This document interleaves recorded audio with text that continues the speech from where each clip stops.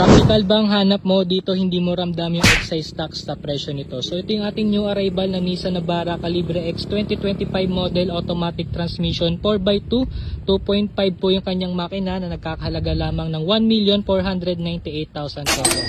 Para po sa mga hindi nakakaalam, 1,965,000 po ang brand new price ito. So almost kalahating milyon yung na-save mo pag ito yung binili mo mga bossing. So pagdating naman sa exterior, wala po itong gas-gas, wala po itong mga dents. Tapos dito naman sa kanyang gulong, makapal pa, magagamit mo pa yan ng ilang taon. Tapos pakita ko yung interior mga bossing. Yan o.